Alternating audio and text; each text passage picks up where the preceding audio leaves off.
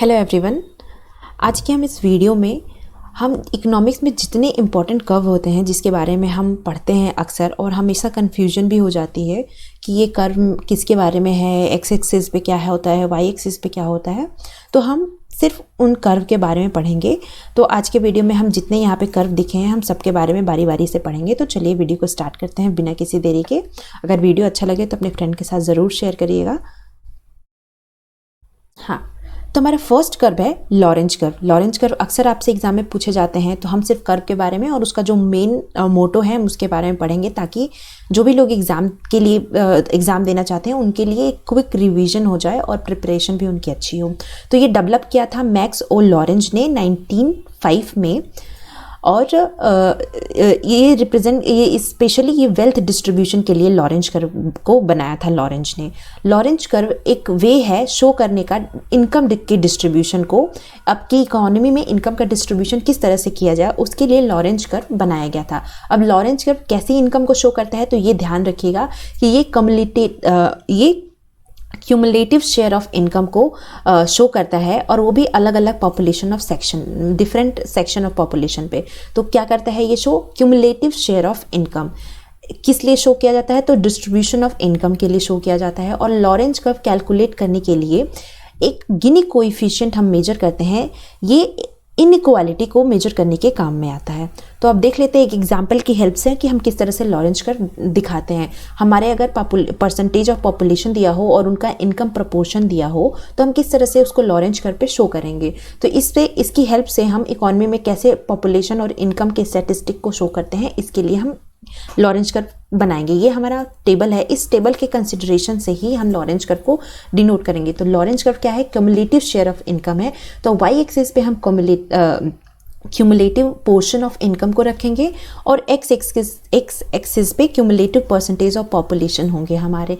यहाँ पे देखिए जो हमारा ये पॉपुलेशन का है, हम एक्स एक्सिस पे इसको हम डिनोट करेंगे, यानी कि 0, 20, 40, 60, 80, 100, और वाई एक्सिस पे हम इनकम प्रपोर्शन के परसेंटेज को यहाँ पे शो करेंगे। उसके बाद 100% और 100% को हम एक साथ मिलाएंगे और इस 0 से लेके वहाँ तक हम एक लाइन खींचेंगे।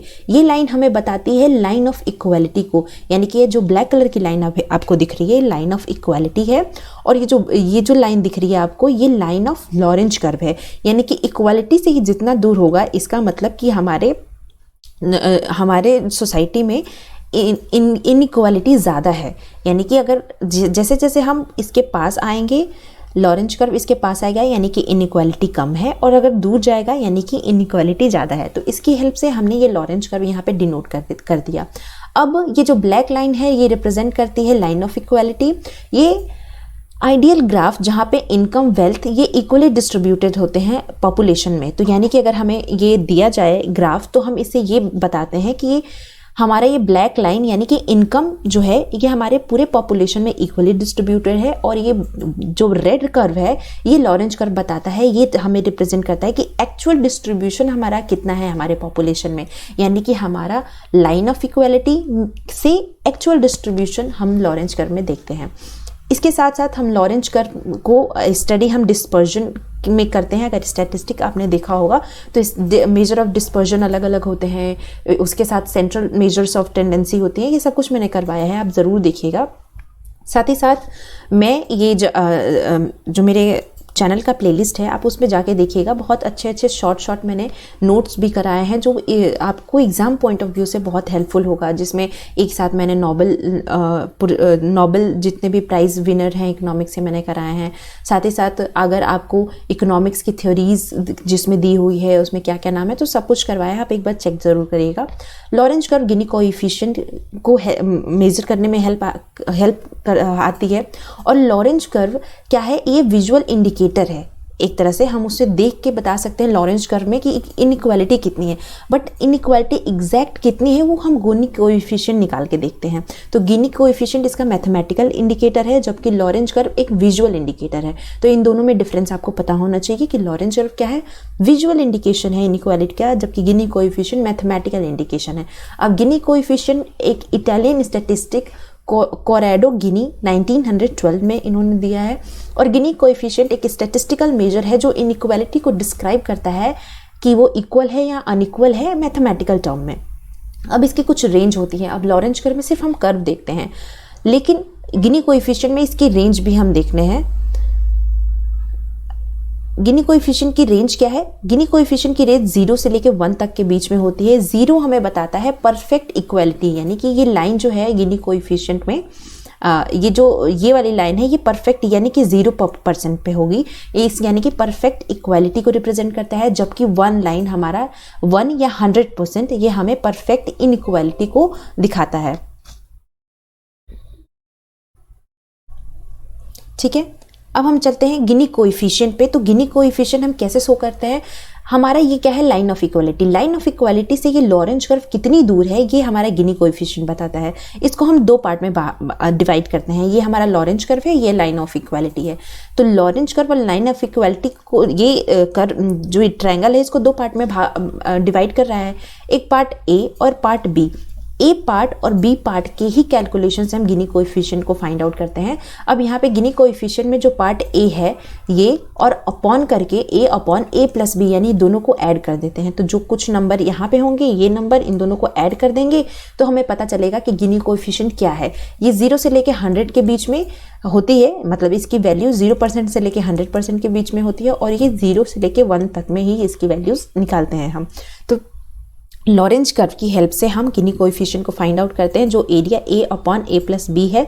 इसका फॉर्मूला भी है, यानी कि the closer the Lorenz curve the line of equality the smaller the area A and the Gini coefficient will be lower. इसका मतलब कि जैसे अगर लॉरेंज कर्व अगर यहाँ से होगा तो गिनी कोएफिशिएंट भी लो होगा और हम ज़्यादा इक्वालिटी के नज़दीक होंगे, और ये जैसे जैसे दूर होगा यानी कि गिनी कोएफिशिएंट में इनइक्वालिटी उतनी ही ज़्यादा है और हम उस लाइन से उतना ही दूर होंगे।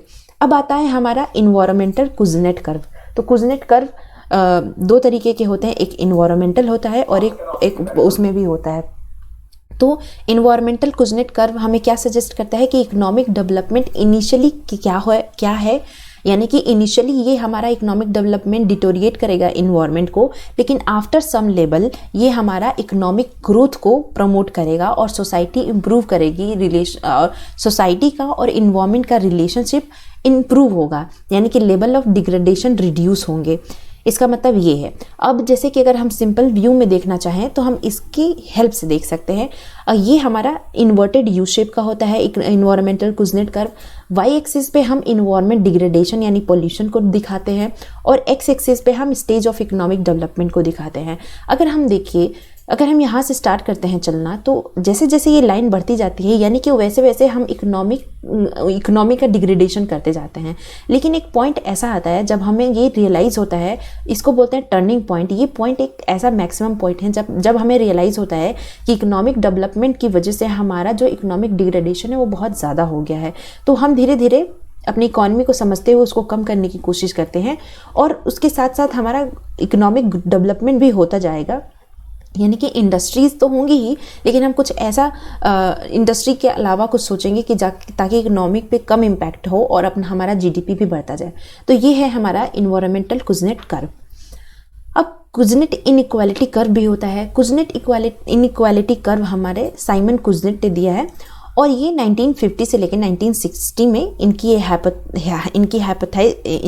ये हाइपोथेसिस थी कि इकोनॉमिक डेवलपमेंट मार्केट फोर्स से पहले इंक्रीज होता है और बाद में डिक्रीज होता है overall economic inequality of the society.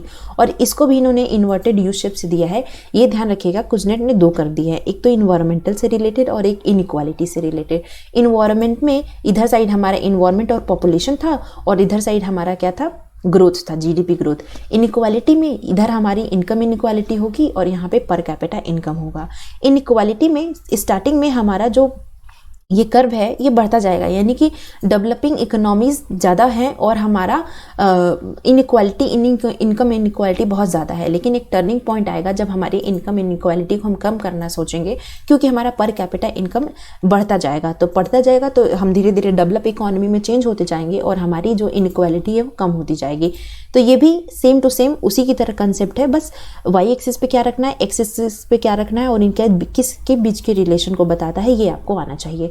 उसके बाद आता है इकोनॉमिक्स में हमारा लाफर कर्व। लाफर कर्व हमें ये बताता है कि ये दो चीज़ के बीच के रिलेशन को बताता है, टैक्स रेट और टैक्स रेवेन्यू के बीच में। यानी कि लाफर कर्व हमें ये बताता है कि जैसे जैसे टैक्स रेट हम इंक्रीज़ करते जाएंगे हमारी टैक्स रेवेन्यू तो इंक्रीज़ करेगी, लेकिन एक सर्टेन पॉइंट के बाद हमारी टैक्स रेवेन्यू उतनी इंक्रीज़ नहीं करेगी और पीपल क्या हो जाएंगे, डिस्करेज हो जाएंगे काम करने के लिए। अब जैसे अगर हम ज़्यादा कोई काम कर रहा है, सपोज करिए कि कोई काम कर रहा है और 1 लाख रुपए कमा रहा है, लेकिन स्टार्टिंग में तो उसे कम देना पड़ रहा है, लेकिन जैसे जैसे धीरे धीरे टैक्स रेट अगर इंक्रीज़ होते जाएंगे, अगर पहले वो इस 1 लाख को कमाने में वो 10,000 रुपये टैक्स दे रहा था और धीरे धीरे अगर ये टैक्स रेट इंक्रीज़ होंगे, उसको 20,000 देना पड़े, 30,000 देना पड़े, तो वो क्या होगा, वो डिस्करेज हो जाएगा। वो सोचेगा कि मैं ऐसा कुछ काम करूँ जिस पे मुझे टैक्स ना देना हो और मैं 50,000 की नौकरी में खुश हूँ, क्योंकि मुझे 1 लाख पे मुझे टैक्स ज़्यादा देने पड़ रहे हैं।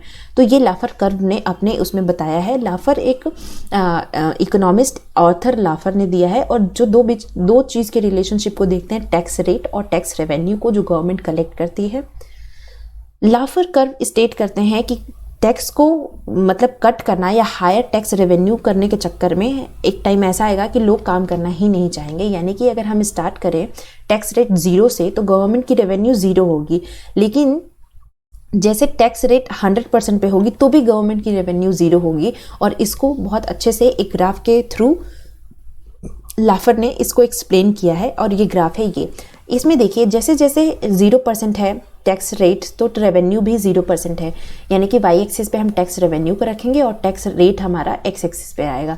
तो 0% हमारी टैक्स रेट पे 0% रेवेन्यू है, और जैसे जैसे हम बढ़ते जाएंगे, टैक्स रेट बढ़ता जाएगा जैसे जैसे, तो हमारी टैक्स रेवेन्यू भी ज़्यादा आती जाएगी। लेकिन एक ऐसा पॉइंट आएगा जब पीपल डिस्करेज हो जाएंगे और टैक्स रेट हमें क्या करना होगा, हम टैक्स रेट अगर ज़्यादा करते हैं तो पीपल डिस्करेज होंगे और वो काम टैक्स को देना प्रेफर नहीं करेंगे। तो टैक्स की रेवेन्यू धीरे धीरे घटती जाएगी और 100% टैक्स रेट पे भी 0% रेवेन्यू हमें जनरेट होगा। तो ये क्या है, रीज़न ऑफ डिक्लाइन रेवेन्यू, और ये ग्रोथ मैक्सिमाइजिंग पॉइंट है। ठीक है, अब हम आते हैं फिलिप्स कर्व पे।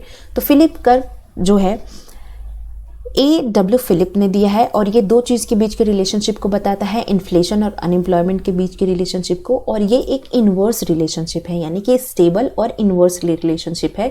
इस लाइन को आप ज़रूर ध्यान रखिएगा, जो मैंने रेड में या ब्लैक में मैंने पॉइंट आउट किया है, क्योंकि ये अक्सर एग्जाम में इस स्टेटमेंट से पूछे जाते हैं क्वेश्चंस। अब the theory claimed that with economic growth comes inflation which in turn should lead to more jobs and less unemployment।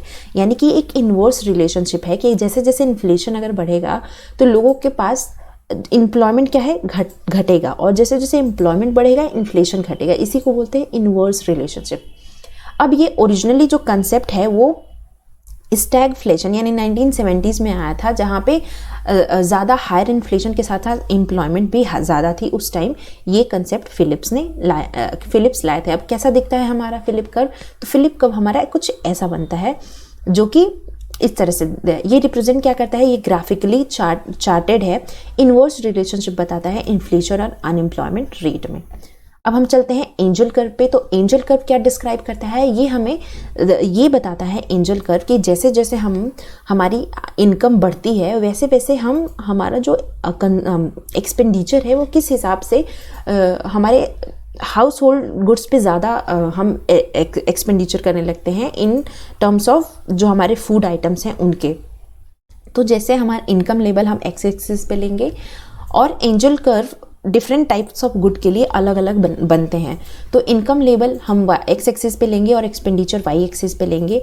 Angel curve show करता है अगर अपवर्ड स्लोपिंग है एंजल कर्व में, इसका मतलब नॉर्मल गुड्स की बात हो रही है और positive income elasticity of demand है। इन्फीरियर गुड के लिए एंजल कर्व निगेटिव स्लोप और निगेटिव स्लोप में बनेगा,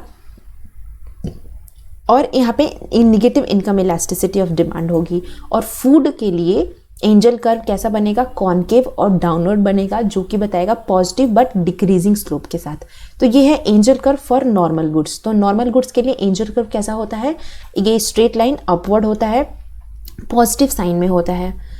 एंजल कर्व हमारा इंफीरियर गुड्स के लिए बैकवर्ड बेंडिंग होता है, जिसमें हम बैकवर्ड बेंडिंग में अक्सर क्वेश्चंस पूछे जाते हैं। ये स्टार्टिंग में ये क्या है, हमारा नॉर्मल गुड्स के लिए है, यानी कि बढ़ रहा है, और इस इंफीरियर गुड्स में हमारा बैकवर्ड इधर पीछे के साइड चला जाएगा, तो उसको बोलते हैं इंफीरियर गुड्स, और जिसमें बैकवर्ड बेंडिंग हो जाता है। यानी कि स्टार्टिंग में जब हमारी इनकम बढ़ती है धीरे धीरे, तो फूड पे हम खर्चा करने लगते हैं। ये नॉर्मल गुड्स है कि इनकम के साथ साथ हमारी एक्सपेंडिचर बढ़ती है, लेकिन कुछ ज़्यादा अगर हमारी इनकम बढ़ जाए तो हम अपने फूड पे कम खर्चा करने लगते हैं, तो यानी कि वो गुड हमारे लिए इंफीरियर हो जाती है। अब आता है रेहान कर्व। तो रेहान कर्व हमें क्या सजेस्ट करता है, optimal level of government spending with maximize the rate of economic growth, यानी कि गवर्नमेंट स्पेंडिंग और रेट ऑफ इकोनॉमिक ग्रोथ के बीच के रिलेशनशिप को बताता है रेहान कर्व। अब after exceeding a certain amount of government spending, government taxes and intervention diminishes economic perform and growth rate, यानी कि एक optimum level of government spending होने चाहिए ताकि हमारा इकोनॉमिक ग्रोथ मैक्सिमम हो सके। ये हमें रेहान कर्व बताता है। और ये भी कैसा होता है, ये इन्वर्टेड यू शेप का होता है। हमारा वाई एक्सिस यहाँ पे इकोनॉमिक परफॉर्मेंस और यहाँ पे government spending percentage of GDP, ये दो के बीच के रिलेशनशिप को बताता है। तो ये ध्यान रखिएगा कि कौन सा कर्व किस के बीच के रिलेशनशिप को बताता है, और वाई एक्सिस पे क्या होता है, एक्स एक्सिस पे क्या होता है।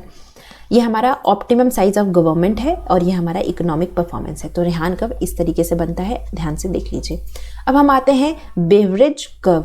अब ये होता क्या है, तो बेवरेज कर्व अगर किसी ने पहली बार नाम सुना होगा तो उसके लिए मैंने थोड़ा सा एक्सप्लेन भी किया है यहाँ पे कि ये रिफर्स करता है ग्राफिकल रिप्रेजेंटेशन जो किसके बीच के रिलेशनशिप को बताता है, अनएम्प्लॉयमेंट रेट और जॉब वैकेंसी को। अनएम्प्लॉयमेंट रेट कहाँ होना चाहिए, हॉरिजेंटल एक्सिस पे, और जॉब वैकेंसी हम रखेंगे वर्टिकल एक्सिस पे। ये एक ब्रिटिश इकोनॉमिस्ट विलियम बेवरेज ने ये कर्व बनाया है, और बेवरेज कर्व का जो स्लोप है वो यूजुअली डाउनवर्ड होता है, क्योंकि time when there is higher job vacancy in the economy are also marked by relatively low employment, since companies may actually be actively looking for a hire a new people। इसका मतलब कि downward sloping होता है, क्योंकि जब high vacancy होती है इसका मतलब अनएम्प्लॉयमेंट रिलेटिवली लो है। तो ये बेसिकली जॉब वैकेंसी और अनएम्प्लॉयमेंट रेट के बीच के रिलेशनशिप को बताता है। इसमें सेम लॉजिक है कि low job vacancy rates usually corresponding high unemployment. अगर लो जॉब आएगी तो वो अनएम्प्लॉयमेंट हाई होगा, और हाई जॉब होगी तो अनएम्प्लॉयमेंट लो होगा। जिसमें कंपनियां लो जॉब के कंडीशन में वो कंपनियां हायरिंग नहीं करती हैं उतनी, तो उस टाइम जो सिचुएशन है अनएम्प्लॉयमेंट की वो ज़्यादा होती है। अनएम्प्लॉयमेंट रेट और जॉब वैकेंसी, ये हमारा बेवरेज कर्व है, ये इस तरीके से बनता है। ये थोड़ा थोड़ा फिलिप कर्व से रिलेटेड है। जॉब वैकेंसी रेट हम इधर दिखाते हैं और इधर अनएम्प्लॉयमेंट रेट दिखाते हैं, बट इसका नाम है बेवरेज कर्व। अब आता है ग्रेट गेट्स बाय कर्व। अब ये ग्रेट गेट्स बाय कर्व क्या है, ये डिस्क्राइब करता है दो चीज़ के रिलेशनशिप को। एक तो current income inequality and how hard it's for children to move up the economic ladder relative to their parents। यानी कि किस तरह से हमारे सोसाइटी में इनकम इनइक्वालिटी कैसी है, और जो हमारे जो बच्चे हैं उनको कितना डिफिकल्ट होगा अपने पेरेंट्स के रिलेटिवली उस इकोनॉमिक ग्रोथ को पकड़ने के लिए। तो उसको इस कर्व से शो किया जाता है। अब जो कंट्रीज़ है हाई इनकम इनइक्वालिटीज़ टेंड करती है लो अपवर्ड इकोनॉमिक मोबिलिटी को। इसका मतलब होता है कि कोई भी कंट्री अगर हाई इनकम इनइक्वालिटी है, इसका मतलब इकोनॉमिक मोबिलिटी बहुत ज़्यादा लो होगी उधर, और अपॉर्चुनिटी जो है फ्यूचर जनरेशन के लिए उनको बहुत एक तरह से उनके लिए एक स्ट्रगल का टाइम रहेगा कि उनके पास अपॉर्चुनिटीज़ भी बहुत कम होगी अगर हाई इनकम इनइक्वालिटी है। तो जो बड़े लोगों के बच्चे हैं वो ज़्यादा बड़े वो पोस्ट पे जाएंगे, छोटे लोगों के बच्चे उतना अच्छा नहीं कर पाएंगे। तो ये ग्रेट गेट्स बाय कर्व एक फेमस एलन क्रूगर ने दिया है, इकोनॉमिस्ट के फॉर्मर चेयरमैन थे economic council of economic advisory के, इन्होंने ये कर्व बनाया है। क्रूगर्स एक्सप्लेन करते हैं कि research about the association between countries income inequality and relationship between children's and their parents income. तो कंट्री के इनइक्वालिटी और चिल्ड्रंस और पेरेंट्स के इनकम के बीच में जो एक इनइक्वालिटी देखने को मिलती है वो इस कर्व के द्वारा बताया गया है। नॉर्डिक कंट्री है जिसमें लो इनइक्वालिटी है और low elasticity bottom of the curve में होती है।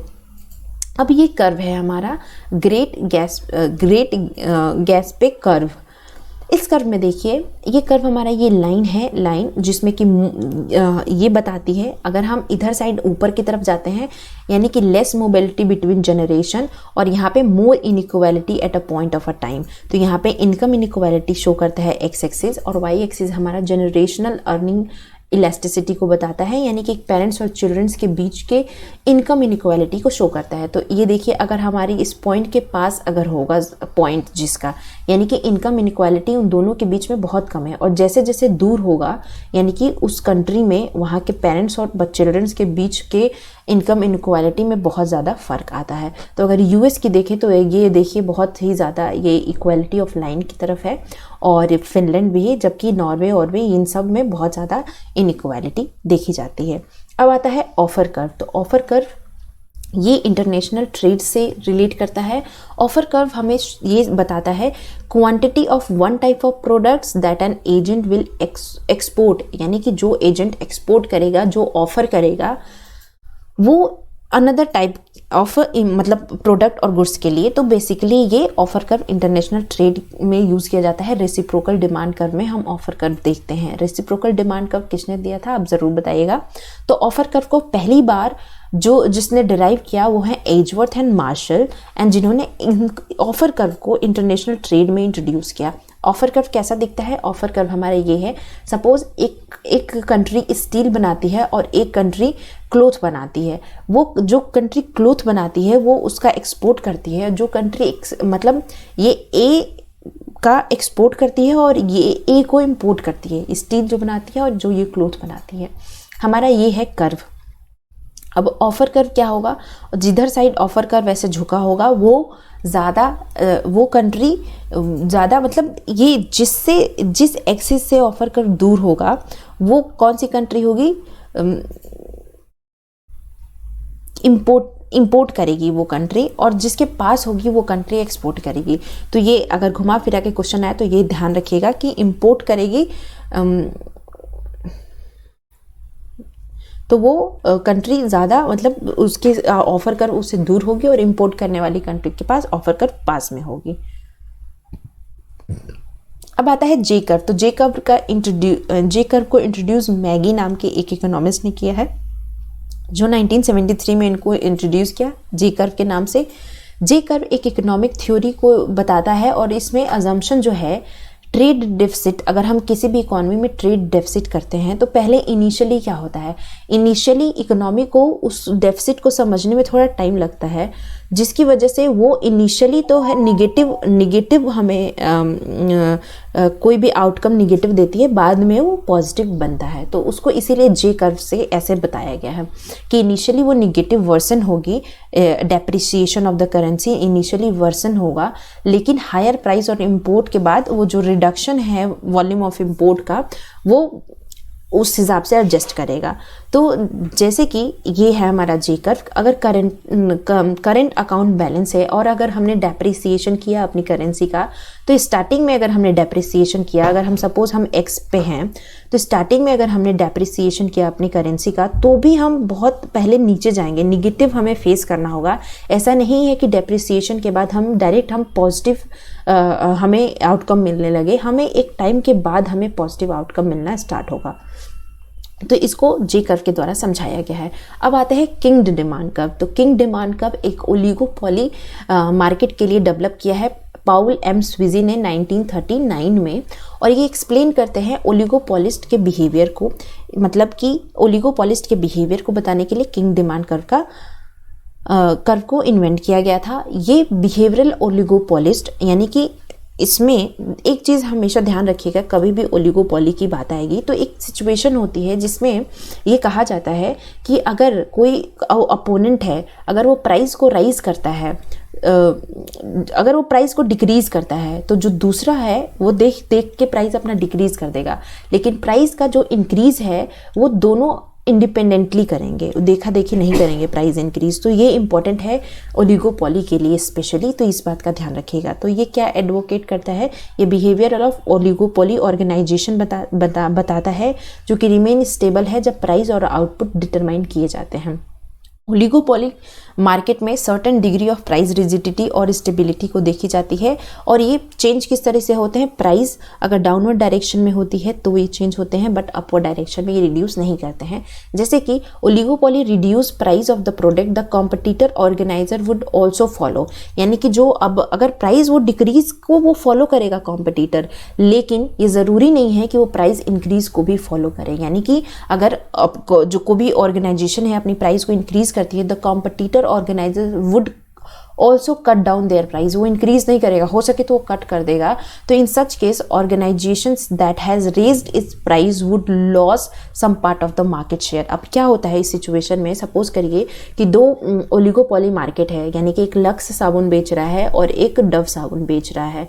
लक्स साबुन वाले ने क्या किया कि अपनी प्राइस डाउन कर दी। पहले 20 रुपये का एक साबुन मिलता था, लक्स और डव, पहले 20 रुपये का एक साबुन मिलता था और डव जो है वो भी 20 रुपये का ही बेचता था अपना एक साबुन। लेकिन इसने क्या किया, अपने प्राइस को डाउन करके 15 रुपये कर लिया। तो ये जो कॉम्पिटिटर है डव, ये भी अपने प्राइस को डाउन कर लेगा। लेकिन सपोज करिए कि लक्स ने अपने प्राइस को अप करके 25 रुपये कर दिया, तो हो सकता है कि डव अपना प्राइस डाउन करके 12 रुपये कर ले, क्योंकि इसकी वजह से क्या होगा, डव अपना मार्केट का शेयर अपनी तरफ कर लेगा। तो ये हमें ओलिगोपॉली मार्केट में देखने को मिलता है। अब किंग डिमांड कर्व हमें एक्सप्लेन करता है प्राइस रिजिडिटी, इसी को हम बोलते हैं price rigidity under oligopoly market situation. अब इसमें क्या है, देखिए प्राइस जब दोनों ने इंक्रीज किया, प्राइस इंक्रीज किया गया अगर, तो प्राइस इंक्रीज करने से क्वांटिटी क्या हो गई, डिक्रीज हो गई। पहले प्राइस यहाँ थी, फिर प्राइस इंक्रीज हुआ, फिर क्वांटिटी डिक्रीज हुई। लेकिन ज़रूरी नहीं है कि क्वांटिटी, अब इस यहाँ से क्या होगा, इसको बोलते हैं किंग डिमांड, यानी कि दोनों जो कॉम्पिटिटर हैं मार्केट में, हो सके तो वो वहीं से मुड़ जाए, वो अपने प्राइस को उतना नहीं, क्वांटिटी को या प्राइस को उतना ना नीचे करे जितना ये पहले प्राइस में दूसरे वाले ने किया था, और इसमें इसने नहीं किया। तो इस हिसाब से इसको बोलते हैं प्राइस रिजिडिटी को एक्सप्लेन करता है ये किंग डिमांड कर्व, यही है किंग डिमांड कर्व। इसके ऊपर जो इलास्टिसिटी है वो मतलब इलास्टिक होती है और यहाँ इधर नीचे इनइलास्टिक होती है, ये याद रखिएगा। अब आते हैं इंडिफरेंस कर्व। तो ये इंडिफरेंस कर्व सबको पता है कि ये दो कमोडिटीज़ को ग्राफ के बीच में इसके कॉम्बिनेशन को शो करते हैं, जिसमें कंज्यूमर इक्वली वेल ऑफ होता है, यानी कि इस तरह से ये शो किया जाता है, यानी कि हर एक इंडिफरेंस कर्व के हर एक पॉइंट पे कंज्यूमर इक्वल सेटिस्फाई होगा, और जो गुड्स है मतलब यूटिलिटी जो होगी कंज्यूमर की वो इनडिफरेंट होगी, यानी कि किसी की भी डिफरेंट नहीं होगी, इनडिफरेंट होगी।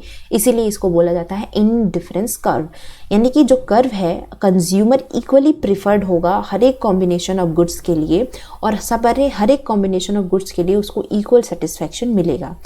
ये कॉन्वेक्स होता है ओरिजिन से, ये ओरिजिन है हमारा, इससे ये इंडिफरेंस कर्व कॉन्वेक्स होता है, और दो इंडिफरेंस कर्व कभी एक दूसरे को कट नहीं कर सकते हैं, ये इसका अजम्पशन है। अब जैसे ये हमारा इंडिफरेंस कर्व है I1 I2 I3।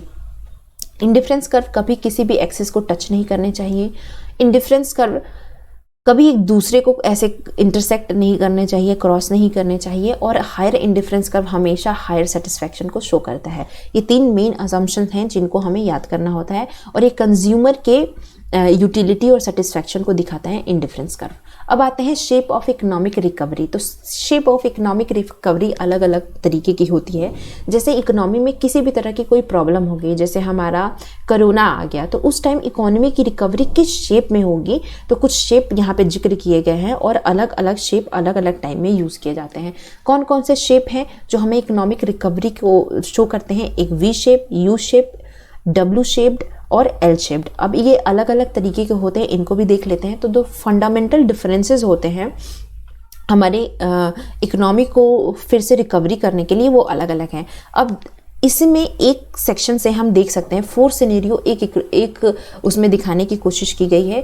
इसको बोलते हैं V shape recovery. V shape recovery यानी कि तुरंत हमारी इकोनॉमी फॉल हुई और अचानक से इमीडिएट ग्रोथ हुआ और वो राइज हो गई। तो यानी कि क्विक इकोनॉमिक रिकवरी 2-3 मंथ्स में अगर हो जाए इकोनॉमी की रिकवरी, तो हम उसको बोलते हैं वी शेप्ड इकोनॉमी। लेकिन अगर सपोज करिए कि इकोनॉमी में कुछ ग्लोबल स्लो डाउन आया और स्लो डाउन की वजह से हमारी इकोनॉमी श्रिंक करने लगी और उसका ग्रोथ निगेटिव जाने लगा, तो वो अचानक से वो ग्रोथ में नहीं आएगी, कुछ टाइम वो रहेगी, यानी कि स्लो रिटर्न और ट्रेंड ग्रोथ रहेगा, उसके बाद से वो इंक्रीज होना स्टार्ट करेगी। उसको बोलते हैं U shaped economy.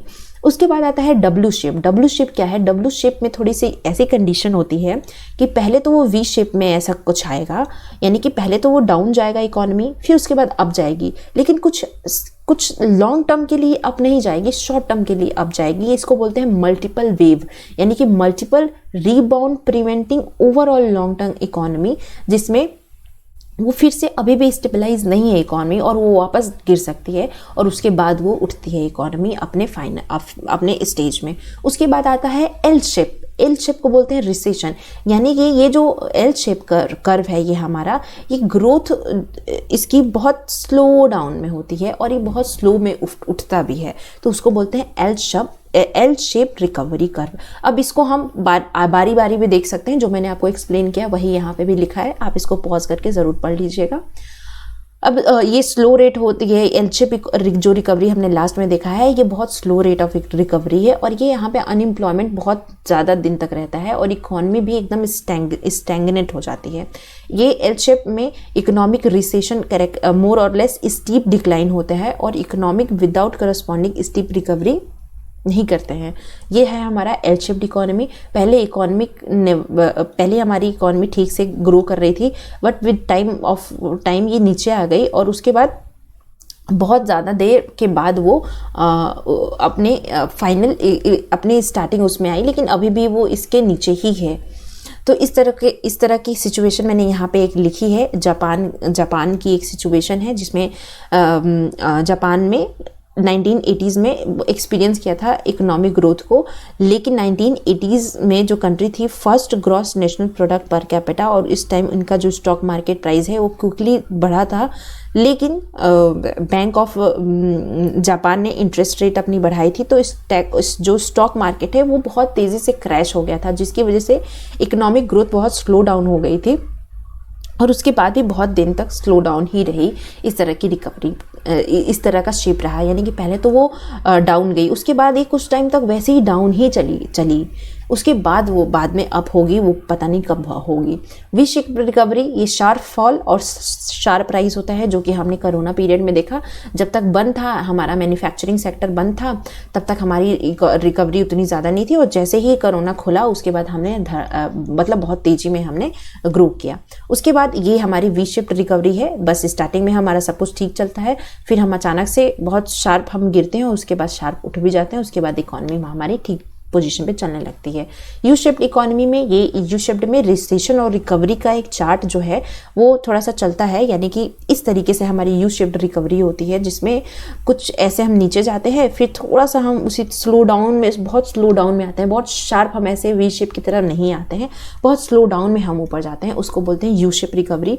W shape recovery में थोड़ा सा बहुत वेवी टाइप का ये होता है। स्टार्टिंग में हम क्या करते हैं, ये जो स्टार्टिंग में हम नीचे जाते हैं, फिर थोड़ा ऊपर बढ़ते हैं, फिर नीचे जाते हैं, अभी स्टिल भी हम अपने इस वाले लाइन को हम नहीं क्रॉस कर पाते हैं, अभी तक हम नीचे ही हैं और उसके बाद हम मतलब बढ़ते हैं गिरते हैं, बढ़ते हैं गिरते हैं, फिर उसके बाद हम अपने नॉर्मल पोजीशन में अपने आ पाते हैं। और इस तरीके से हमने इतने तरह के इकोनॉमिक जो इम्पोर्टेंट कर्व थे उसके बारे में पढ़ा। आई होप आप लोगों को ये वीडियो बहुत अच्छा लगा होगा और एग्ज़ाम पॉइंट ऑफ व्यू से बहुत हेल्प मिला होगा, क्योंकि ऐसे वीडियोस एग्ज़ाम के टाइम बहुत काम आते हैं और मैंने ऐसे बहुत सारे वीडियोस बनाए हैं अपने चैनल पे, आप ज़रूर उसको देखिएगा, आपके लिए बहुत हेल्पफुल होगा और अपने फ्रेंड के साथ ज़रूर शेयर करिएगा। Thank you so much.